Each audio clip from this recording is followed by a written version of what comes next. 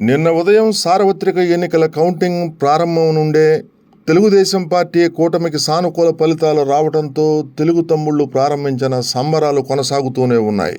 తాజాగా ఒంగోలు 49వ డివిజన్లో తెలుగుదేశం పార్టీ ఆధ్వర్యంలో అంగరంగ వైభవంగా విజయోత్సవ సంబరాలు నిర్వహించారు. బాణాసంచా మూతలతో తెలుగుదేశం పార్టీ శ్రేణుల జోష్తో విక్టరీ కేకును కట్ చేసి పరస్పరం పంచిపెట్టుకున్నారు.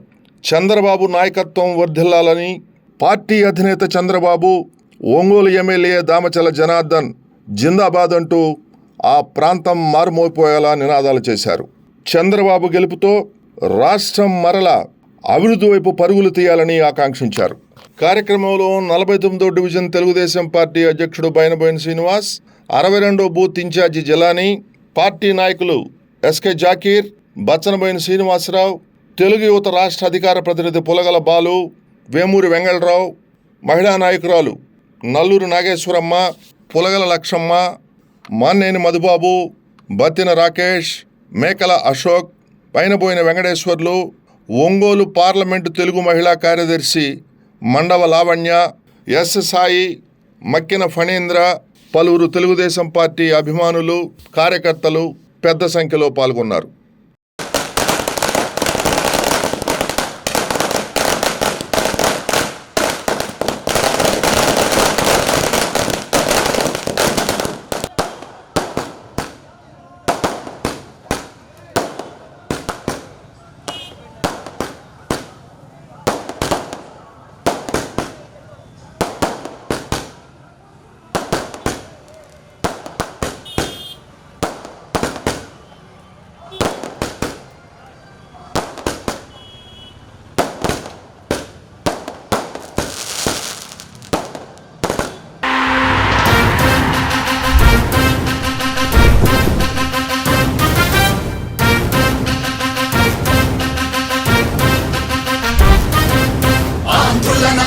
పేదల సమ్మతం అదిగో చంద్రన్న ఆగమనం, ప్రగతి ప్రభంజనం జగతి విరాజనం అదిగో వస్తుంది తెలుగు తేజం. జయ హో జయ హో జయ హో చంద్రన్న. రా రేపటి తరాల భవిత మమ్ము పాలించగా మళ్ళీ, రా చీకటి బ్రతుకుల వెలుగా నువ్వే కావాలి మళ్ళీ, రా హక్కుల కీర్తి ప్రదాత మమ్ము నడిపించగా మళ్ళీ, రా నవ్యాంధ్రుల తలరాత నువ్వే మార్చాలి మళ్ళీ. రాష్ట్రానికి నీ నాయకత్వం ఎంతో ఎంతో అవసరం, ఎన్నికయే అపజయం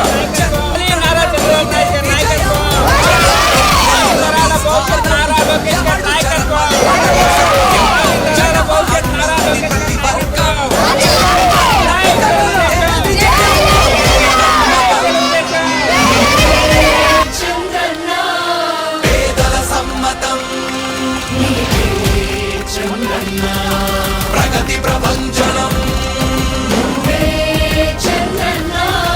జగతి నీరాజనం.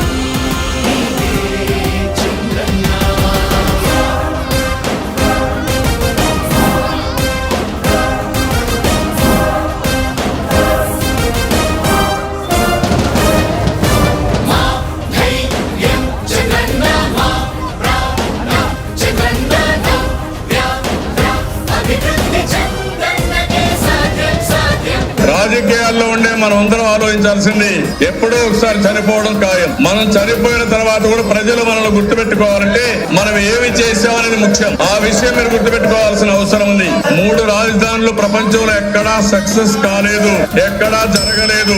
3 రాజధానుల వల్ల అభివృద్ధి జరగదు, అభివృద్ధి చేస్తే అవుతుంది. తెలుగు ప్రజల ఆరాధ్యపు శిఖరమ, తెలుగు జాతి గర్వించే యుద్ధమ, తెలుగు గడ్డ పులకించే ధైర్యమ, తెలుసుకుంది నీ విలువ సమాజం. తెలుగు ప్రజల ఆరాధ్యపు శిఖరమ, తెలుగు జాతి గర్వించే యుద్ధమ, తెలుగు గడ్డ పులకించే ధైర్యమ, తెలుసుకుంది నీ విలువ సమాజం. విలువ సమాజం, విలువ సమాజం. నవ్యాంధ్ర అభివృద్ధి చెందాలన్నా, ప్రగతి పదంలో ఉండాలన్నా, మీ నాయకత్వమే రాష్ట్రానికి కావాలి చంద్రన్న. రాష్ట్రంలో పరిశ్రమలు రావాలన్నా, ఉద్యోగ ఉపాధి దొరకాలన్నా, మీ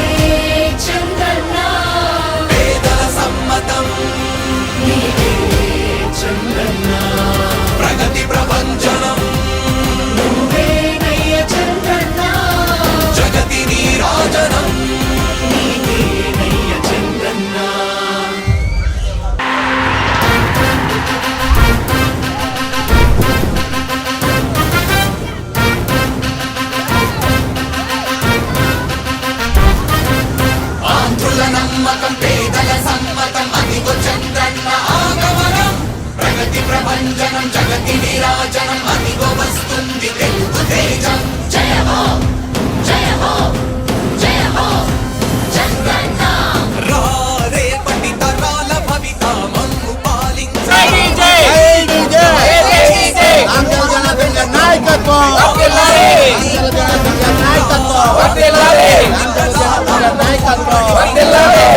hello Ongole, hello Ongole, bye bye Jaganmohan Reddy, bye bye Jaganmohan Reddy. Vision 2040, vision 2040.